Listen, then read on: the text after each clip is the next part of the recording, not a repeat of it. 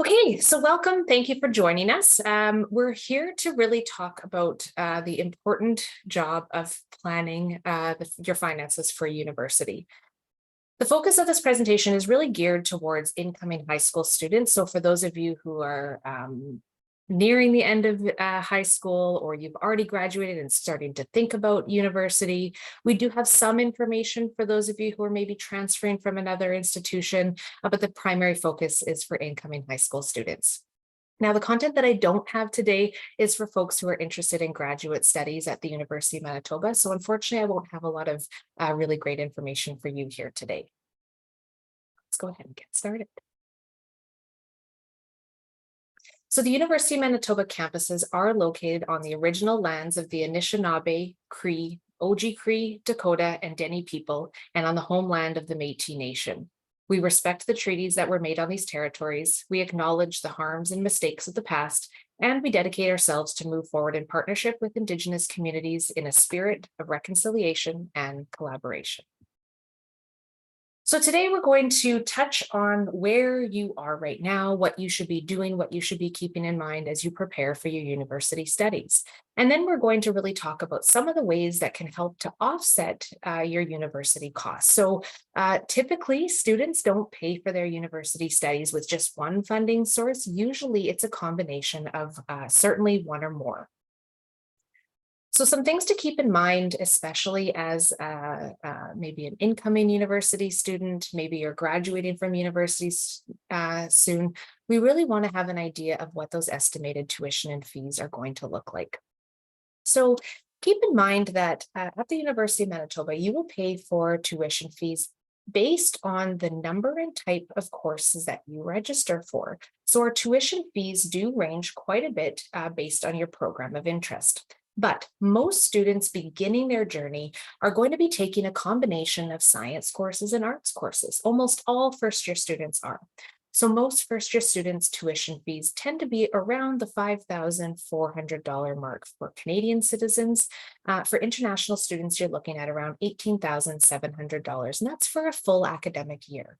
And when we're talking about an academic year, we're talking typically about the fall and winter term. So that runs from January to December, that's the fall term. And then the winter term runs from, the fall term runs from September to December. And of course, the winter term runs from January to April.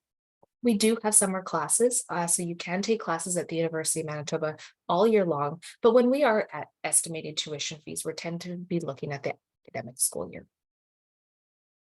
We also encourage students to set aside around $1,500 per year for textbooks, supplies, and other student fees. Now, it doesn't mean that you have to spend $1,000 on brand new textbooks. Certainly there's a used bookstore at the University of Manitoba.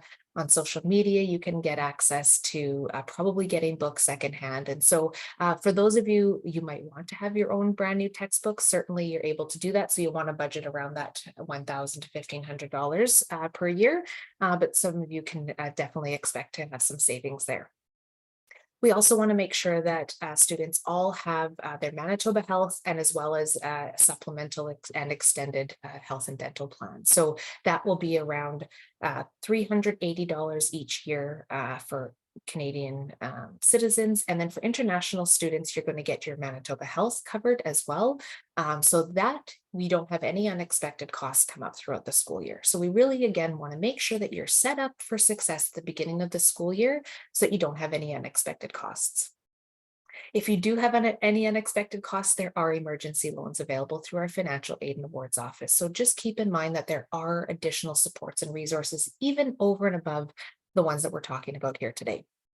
Everyone is going to get access to cheering on our Bison athletics. So through our sport and recreation fee, you're going to have access to all of the varsity athletics that are taking place on our campus, which is a great way to celebrate our Bison Pride at the University of Manitoba. And you'll also have access to our fabulous recreation facilities. So you'll have access with your tuition fees to our swimming pool, skating rink, gymnasiums, and our state-of-the-art active living center, which has a wall, rock climbing wall, indoor track, and lots of fitness equipment.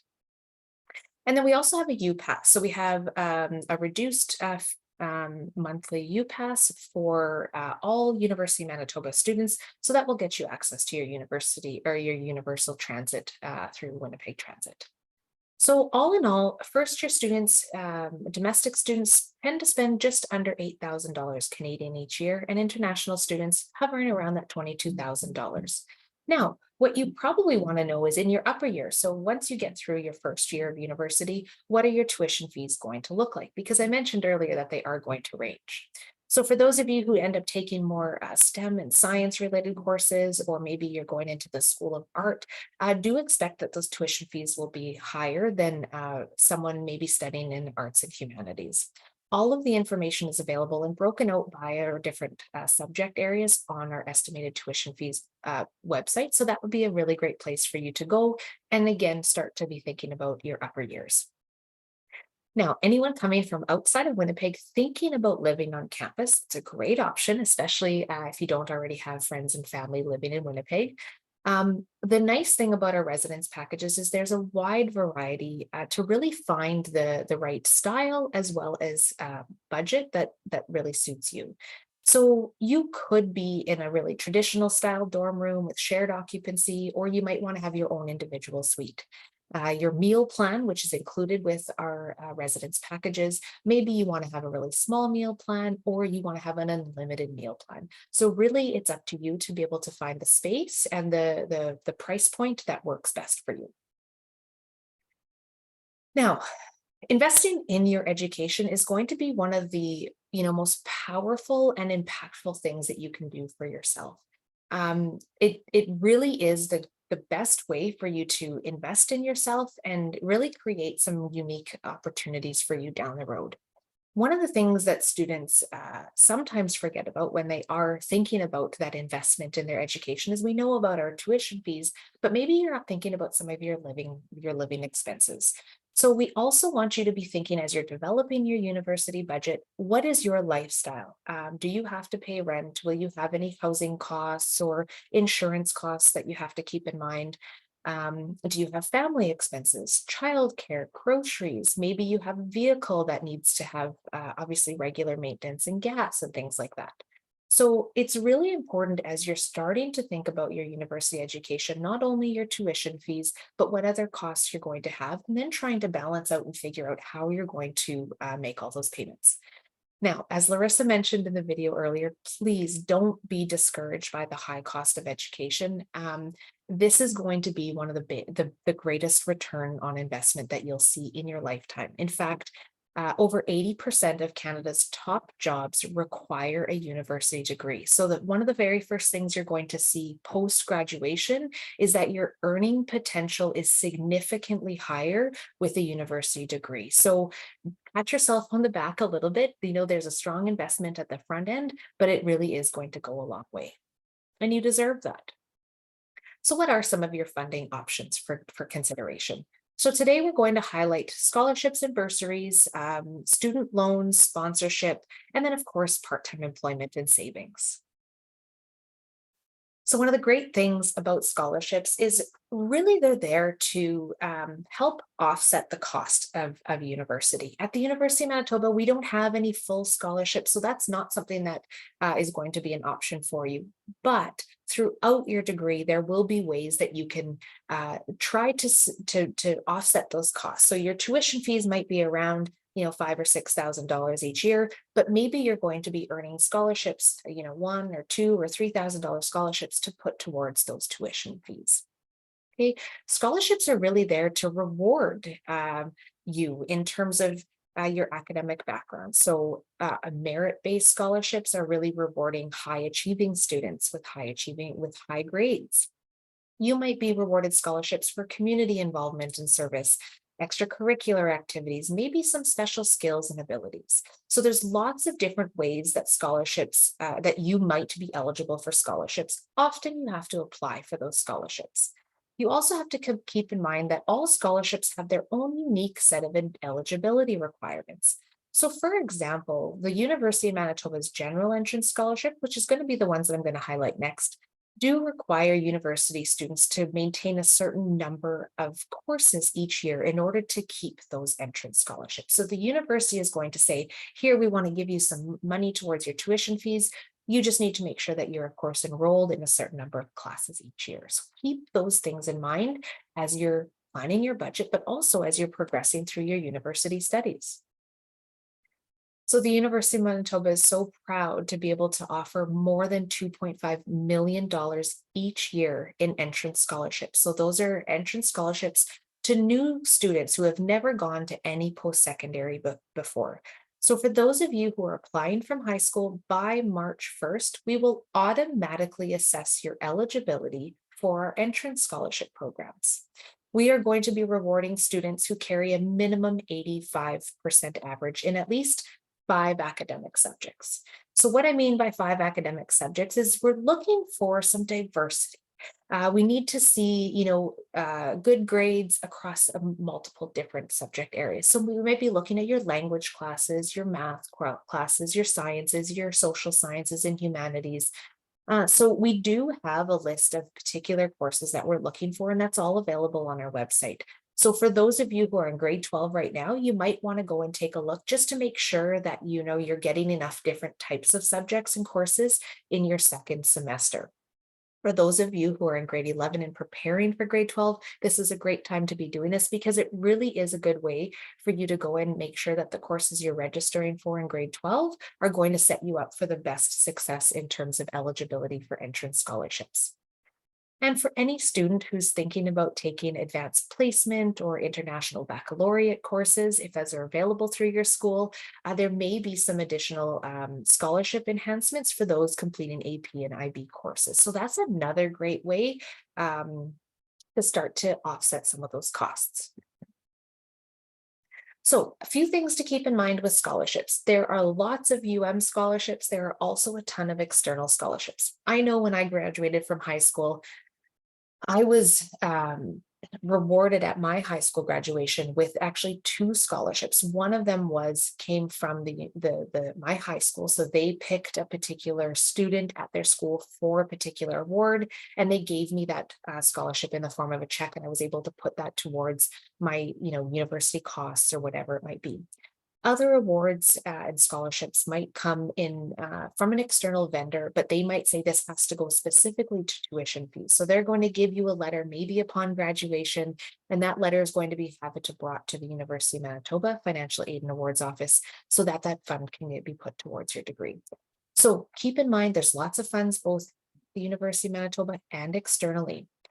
Do some research. This is a great time for you to start developing those research skills. If not, you already have them, and really see what's out there. Perhaps talk to your school counselor because they will also have some ideas of some of the funding options that might be available, and they know you a little bit better as well, so they can maybe make some really good recommendations. I also forgot to mention on the previous slide is that as you progress through your university studies, you may continue to earn entrance or scholarships throughout your degree. So if you continue to do well, the university will continue to reward you. You will also have access to all kinds of different scholarships and awards throughout your studies. Sometimes they have an application. Some of them are based again on your subject area or what year you're in. So we have an active awards database. The active awards database is something that I recommend accessing 2 times each year. Again, putting a little bit of time in is going to go a long way when you're looking for funding options for university. Generally, I recommend students take a look at the awards database once in July. That's when new awards and funding options become available. And then maybe once more throughout the school year, probably in February. So this is your second term, and maybe either your eligibility requirements have changed or some new awards have become available. So you get to log in, you get to provide a little bit of detail about yourself in the awards database, and then it will populate with all of the awards that you might be eligible to apply for. So that would be the time that you'd want to go through, really get a good understanding of yourself and your academic background and your interests and see what you might qualify for. Now, bursaries, similar to scholarships, do not require any form of repayment. Bursaries that are different than scholarships is that they're based on financial need. So you do need to demonstrate a financial need that is, in order for you to continue your studies, you do need to have some of that financial need. Bursaries do have some minimum eligibility requirements, so you do need to have good academic standing as well as a certain minimum number of courses that you need to complete in that particular school year. Bursaries do go a long way. University of Manitoba rewards over $8 million to students each year. So that's going to a lot of different students. And you can see that range anywhere from $100 up to $1,000 that can be put towards your tuition fees. Now, some things to keep in mind about bursaries is I don't like students go in assuming that they're going to get bursaries. If you do earn a bursary, just assume that that's going to, again, be a little bonus money, because generally you don't find out about your bursaries until after the start of the school year. So what I do recommend doing is that each year when the bursary application opens up in August, that you complete that application as early as possible.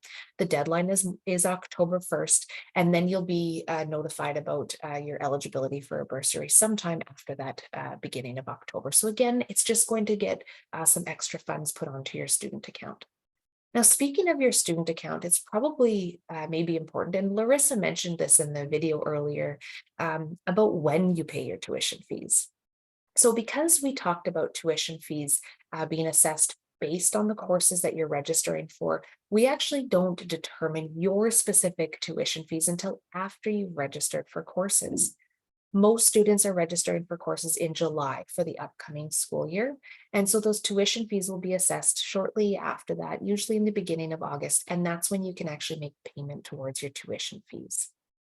Payments can be made in full at the beginning of the school year, or you can make about half of your tuition fee payment at the beginning of the first term, and then the other half at the beginning of the second term. So generally speaking, tuition fees are due within the first month or so of university. So now let's take a quick peek at some financial aid options as well as sponsorship. So student loans are a monetary amount of funds that must be repaid to the government or the financial institution that you're borrowing money from. It really is acting as a borrowing opportunity. Now, we talked earlier about that return on investment. You will see once you graduate those higher earnings. So you'll be able to repay those student loans. But keep in mind, there's no shame, there's no harm in getting student loans, especially if it's going to prevent you from doing university by not taking advantage of student loans. So a couple things to keep in mind as you're thinking about your student loans. It's always a good idea to apply as early as possible. So for students who are coming from Manitoba, you will be applying through the provincial student loan process, so Manitoba Student Aid. The applications open up each year in June, and you're going to want to apply by the deadline. The reason that we encourage you to apply early as possible each year, and to fill out the application and review all the detailed requirements of student loans is because we want to make sure that by the time your student fees are assessed, that those funds are available and on your student account. Because what we don't want to have happen is that students dealing with financial trouble at the beginning of the school year. So the earlier the better that you apply for funding options and financial aid, as well as really reading and understanding all of the requirements of a particular funding option. So again, as with the scholarships that we've already talked about in bursaries, most students on, students on financial aid will need to register for a minimum number of courses each year. And of course, you do need to be in good academic standing to maintain those funding resources. So the nice thing about student loans is that while you're a student, you do not need to start making any payments on those student loans. Repayments are going to start about 6 months after your last date of full-time enrollment study. So if you take a break from school 6 months later, then you're going to have to start repaying those student loans. Once you graduate from school, you'll have 6 months to start those repayments. There's also some sponsorship opportunities for Canadian Indigenous students. So for First Nation, Inuit, and Métis students, we always recommend that you go to your governing body. So First Nation students, you're going to want to contact your band or maybe your education authority, tribal council. Inuit students are going to be,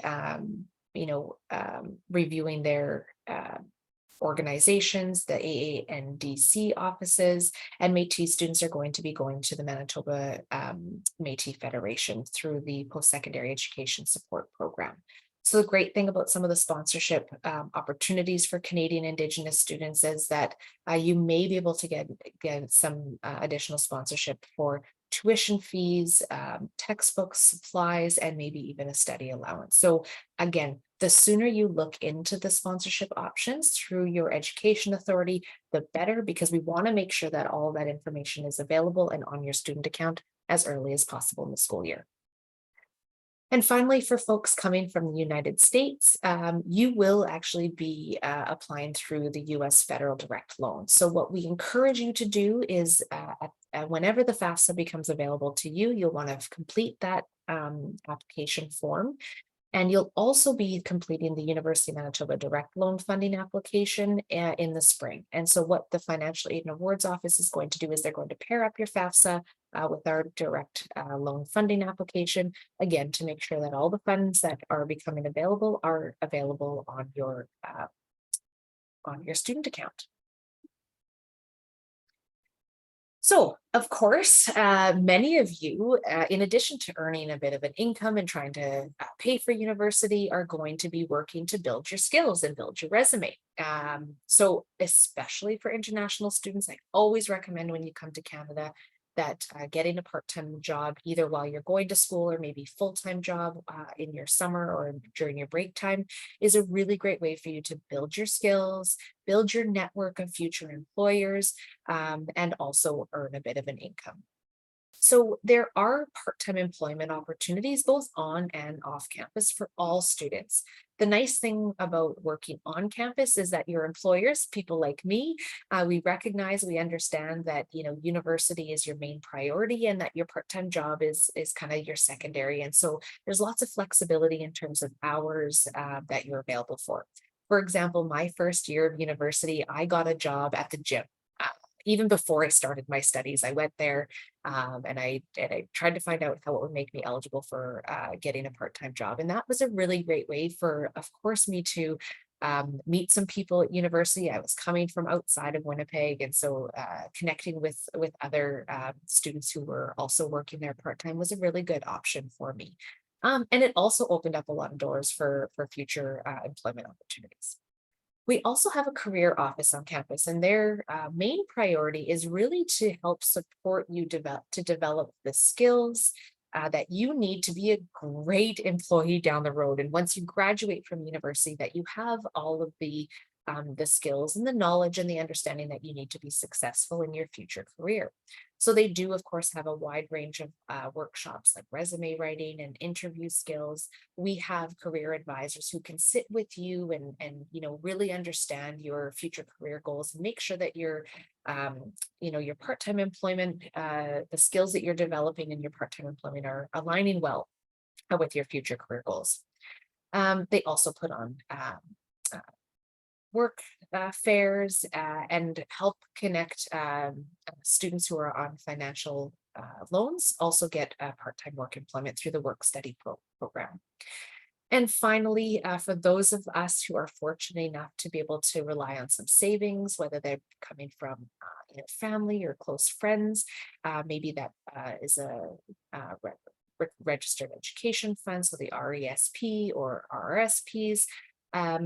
That is another great way for you to pay for university. So as you can see, there's probably not one single way that a student is paying for tuition fees. You're going to probably be paying with a wide variety of different funding sources. So don't be afraid to look into the different funding sources. If you are paying for something with maybe RESPs, you're going to want to take a look at the eligibility requirements for when you can take those out and how you can put those towards your tuition fees and what implications there might be. So some final thoughts and takeaways for you as you start to explore and think about your university journey. Probably the number one thing is you will get what you put into this process. The more time and energy that you put in doing things like you're doing today, like attending webinars about financial planning for university, reviewing external scholarships, awards, and bursaries that are out there and available. Um, Maybe connecting with your school counselor to find out what things you can be doing at high school to maybe set yourself up for more options for scholarships and awards through your school. Again, the more time that you put in, the better. And in fact, it's really worth it. An hour of your time today could really result in 100 or more dollar award. So I always say it's also really good practice. So when you become a university student, a lot of your time is going to be spent researching, writing, and so starting to do some of that now is not a bad thing because practice makes perfect, as we know. One of the other tips that we always like to recommend is that it's a good idea to create a bit of a portfolio. If you're tracking down and writing down your accomplishments, your skills and abilities, maybe your certificates, really building that resume is a great way for you to know what you might be eligible for when you do start to go and look at some of the scholarships and awards that are out there. And it's also going to make the application process a little bit easier. So we don't want you to be rewriting from scratch every single time. You can go back to your portfolio and see what kind of pieces can I take from this portfolio and put it into this application for this award. So it's going to save you some time down the road.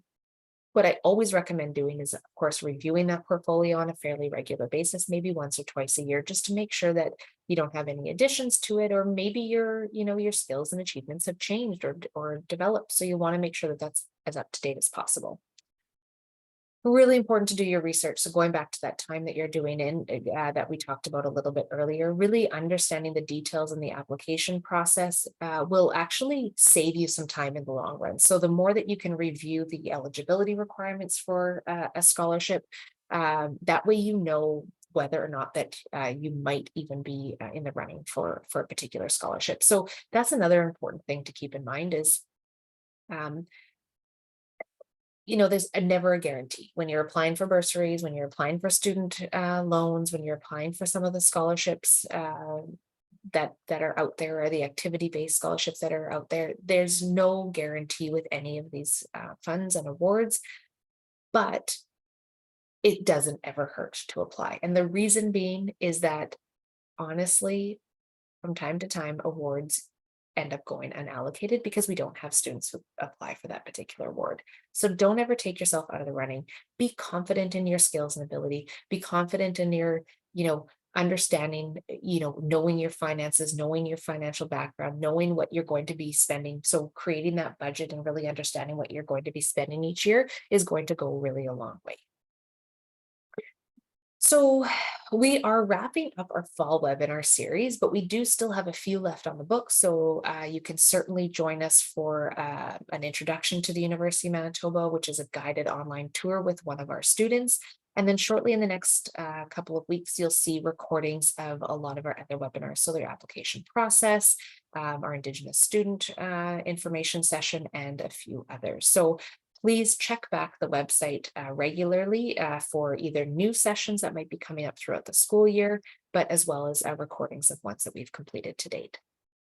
There's always an opportunity for you to see the beautiful and historic campus that you see on our photo here. We offer weekly on-campus tours. So generally on Fridays throughout the school year, you can sign up for a morning or an afternoon campus tour. It's a great way for you to get connected and start to feel what the campus is like. You'll be led most of the time by a UN student, so that's really great to be able to hear their perspective as well. If you can't get to campus, we understand that. We do have a virtual 360 tour that's available on our website on demand, so you can access it anytime. It's like a Google tour, so you can actually kind of take yourself around campus and look in all of our different spaces. So that's another great way for you to see and learn a little bit more about us. So finally, I understand that I shared a lot of information today in a very short period of time, and you may end up with some questions. So I strongly encourage you to maybe take a screenshot, or write down our contact info so that you can connect with us and either follow up with maybe a question that you've had from the session tonight, or maybe you're just curious about, learning more about the University of Manitoba. Our recruitment teams are here to support you through this process. Our job really is to make sure that you have all the information that you need to make some really important decisions and feel quite confident about the decisions that you're making. So please connect with us anytime. And we look forward to hopefully welcoming you to the University of Manitoba in the near future. Thank you for joining today, and we'll talk again soon. Take care.